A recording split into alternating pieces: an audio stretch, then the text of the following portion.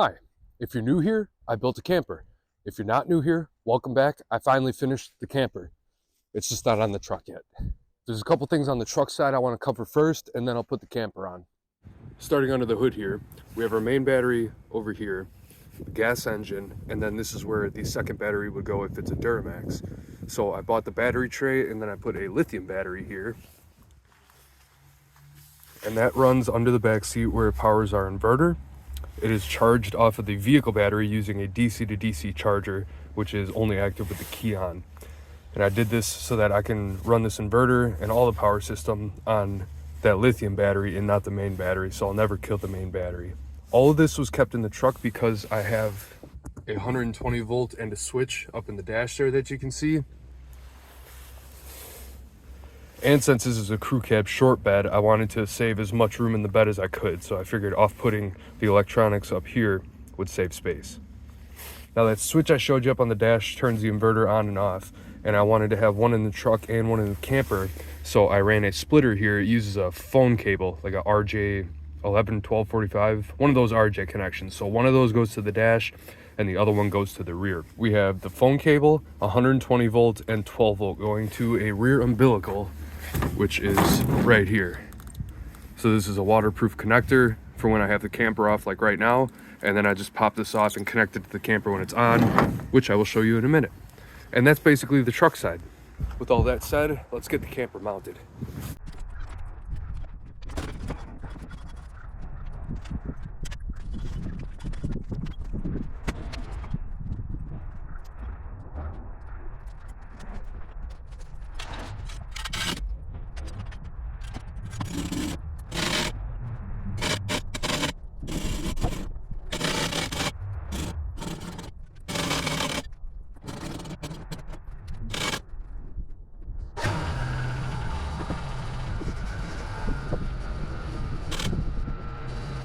I'm going to quickly interrupt this time lapse just to show you what I got going on. I have some very cheap but useful Brophy jacks, Brophy jacks, to lift it up into place. I had this dolly that I just made out of angle iron, some casters, and some pieces of wood to roll it around. You saw me take it from the alleyway there. That's where I store it when I'm not using it. Makes it very convenient. I have my portholes for the tie downs, which are hooked, and those just go right to the stock cargo tie downs in the bed. I have a latch so the tailgate can't get closed on me while I'm in it.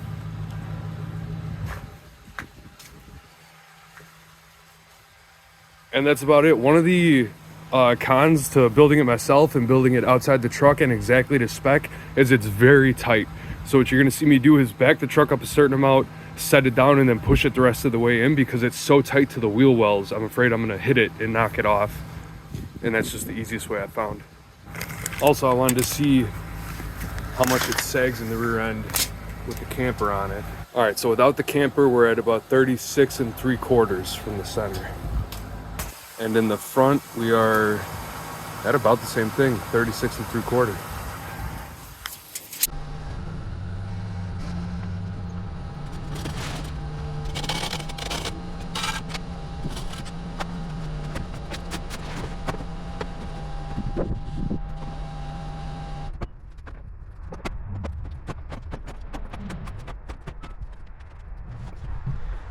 And there we go, one camper in a truck.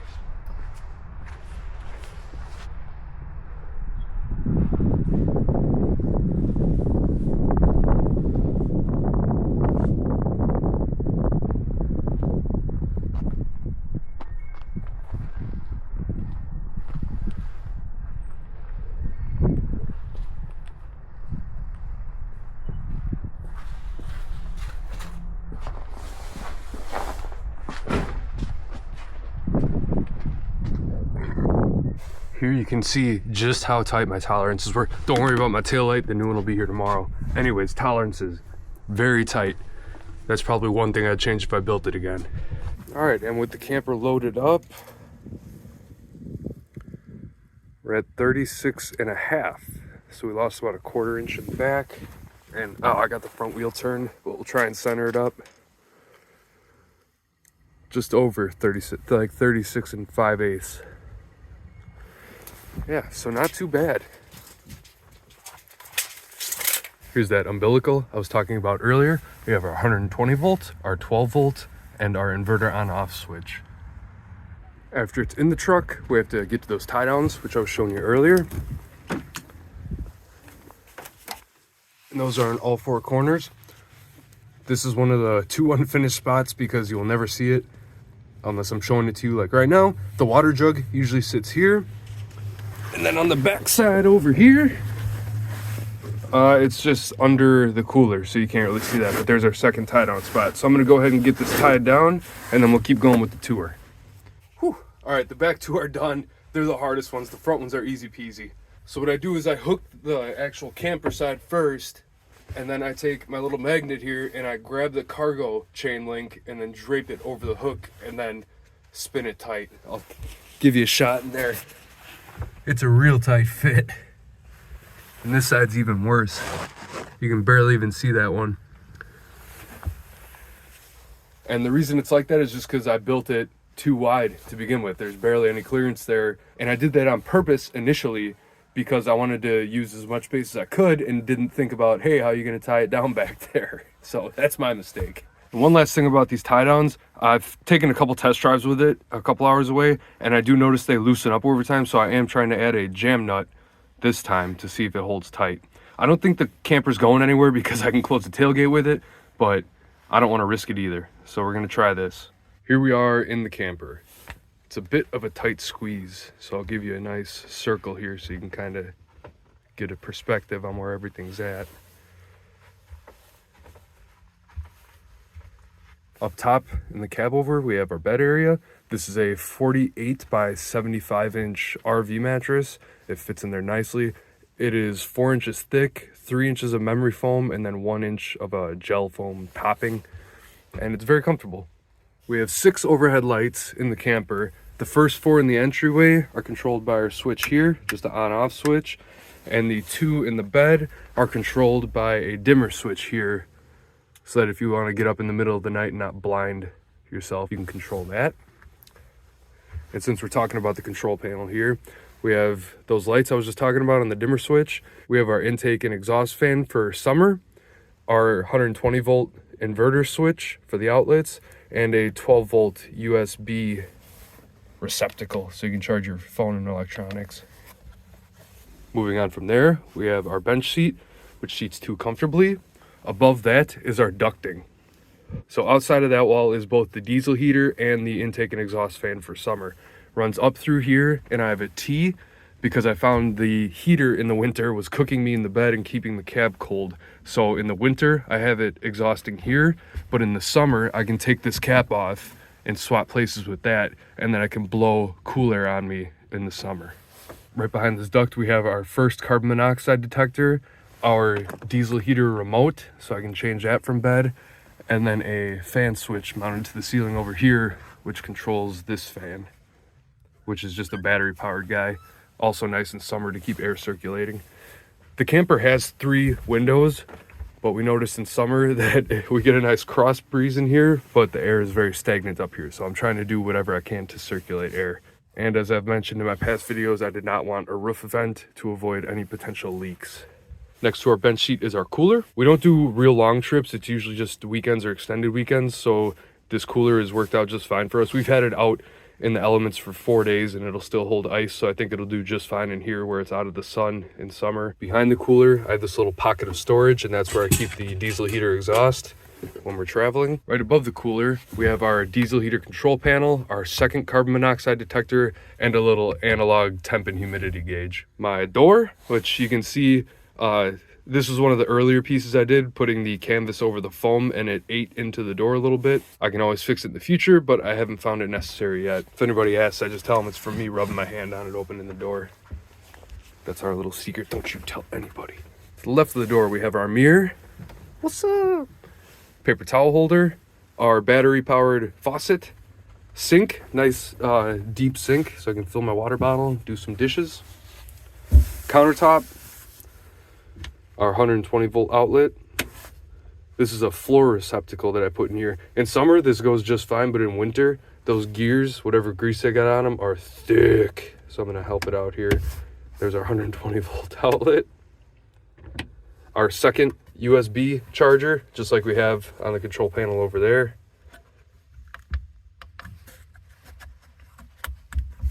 And a little Bluetooth speaker that's not permanently mounted or anything, it's just chilling there. This is the bigger of the 3 windows. These 2 came in a pack and are the same size.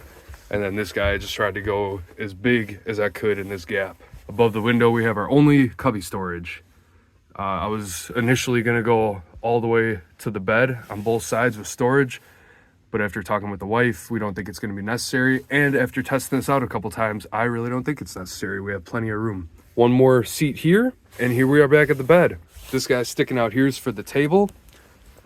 I had this 7 inches of space because I had a cross beam here for stability. I've been able to use some of it for the electronics, but then most of it was just waste. We sometimes rest our feet up on it when we're chilling in here. So I figured instead of having my table mounted outside of here, I'd mount it inside. And I really like the way it turned out. If you need more room, you can just shove this down in there. The adjustment knob is down here. So it goes out of the way like that when you're not using it. And then you just pop the table on like this. Ugh, that didn't work, but the table's on. And it fits us 2 nicely. And then if it's just me in here, I can take it out, turn it 90 degrees. And it's just a nice table for 1 person. Oh yeah, I got a little towel bar up here. It's actually hanging a towel right now, but I wanted to be able to hold my coats and snow pants and stuff and gloves after I ski and then be able to get them dried off over the night. Under the counter is where I hold the propane grill and utensils.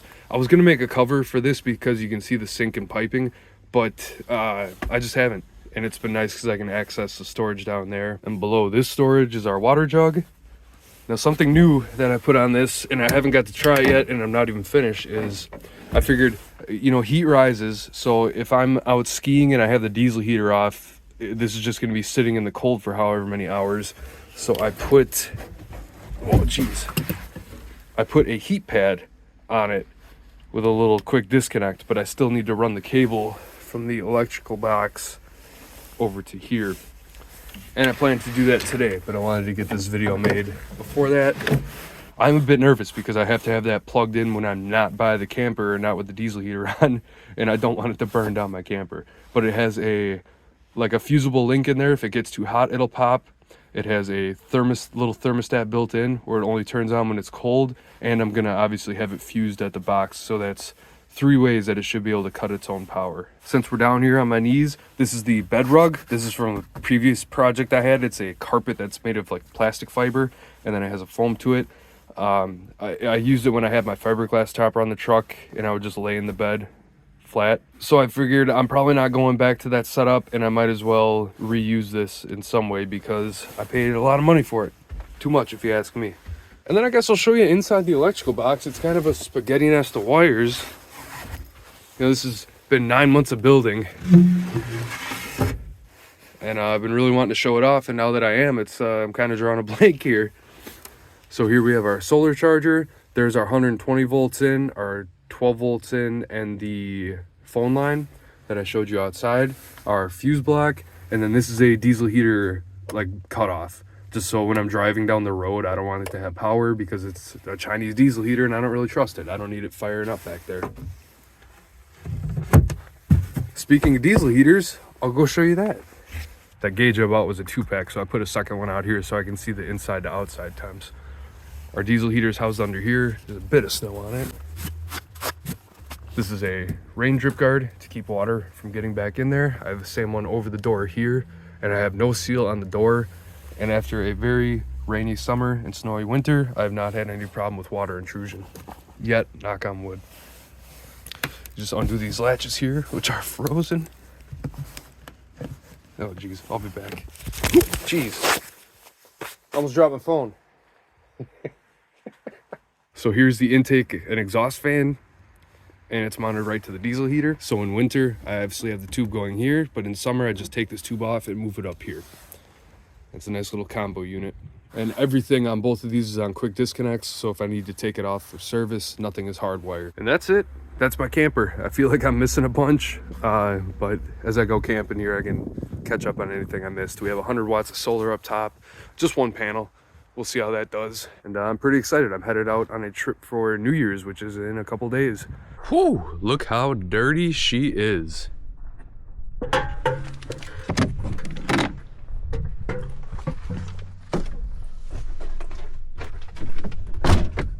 All right, to finish this off, I just got back from a 790-mile round trip.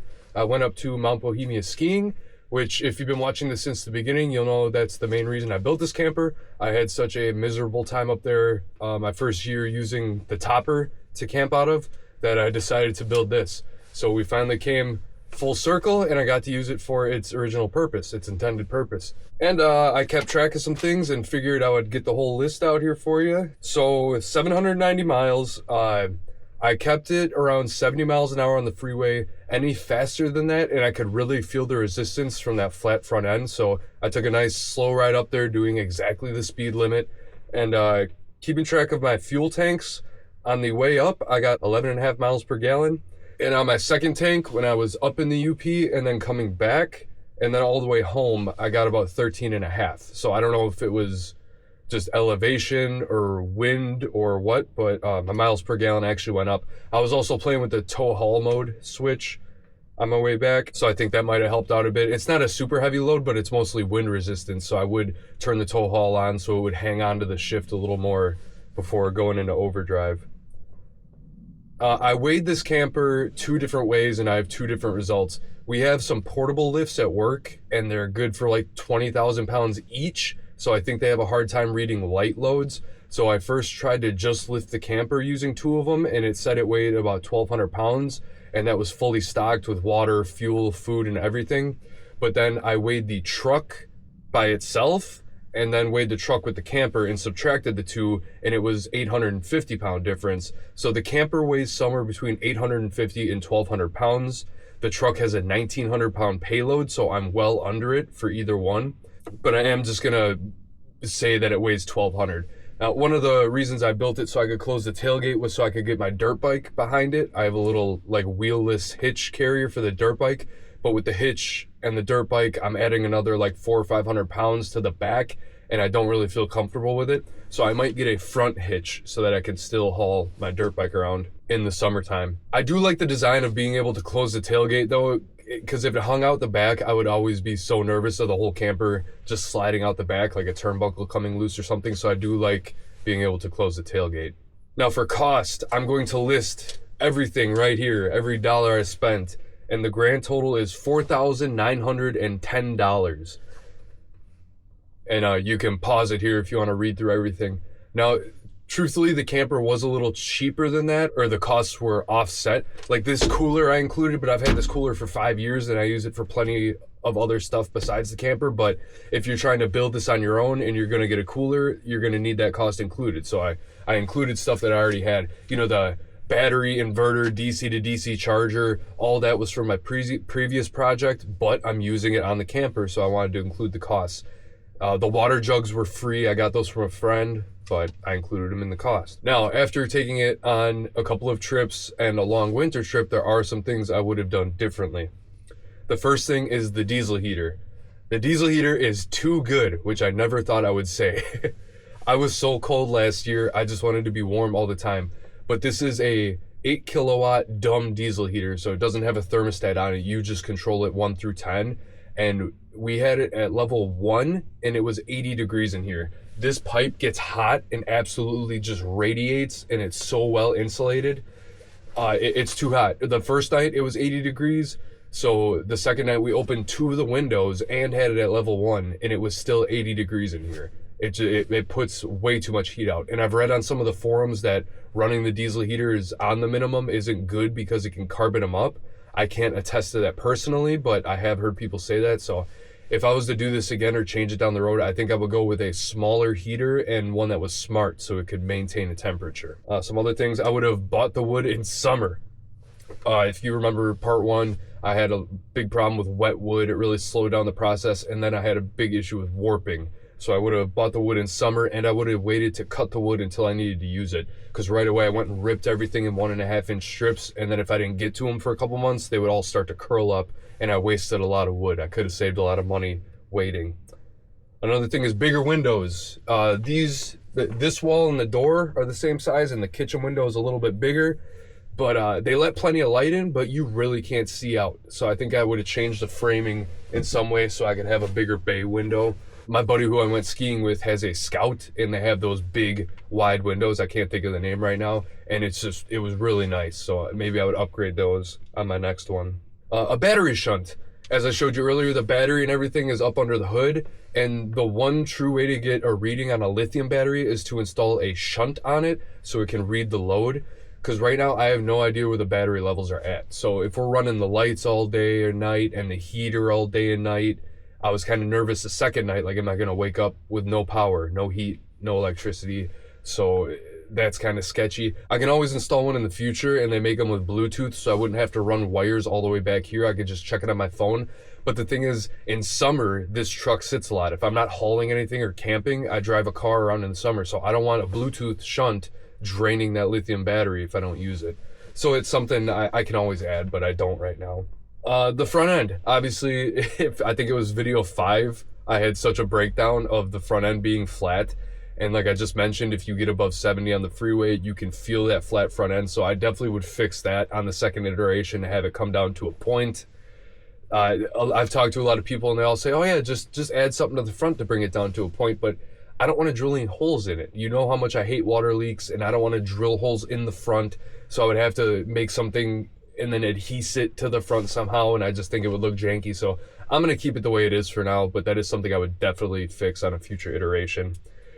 And the last thing I can think of right now is the inverter. I spent almost $200 on an inverter. I put an outlet in the truck. I put outlets back here. I thought I would use it all the time. And over the year I've had it on the truck, never once used it. Everything runs off of 12 volts nowadays. You know, my faucets, batteries, chargers, diesel heaters. I have never had to use it. The one thing I thought I might use it for is I have a boot warmer that only sucks like 35 watts and it's 120 volt. But I didn't even use it on this trip. Just keeping my boots in the camper at night with it 80 degrees, everything dried out by morning. So I really don't think I'd put an inverter on the next one. My buddy who I keep mentioning with the Scout, he has one, but he uses it for hot water and for a microwave. 2 things that I don't plan on ever putting in this camper. So I think the inverter I would get rid of, and that's my last thing. Besides that, everything went great. I had a really good time up there. And I took 10 gallons of water, 2 5-gallon jugs, and I didn't even get through one.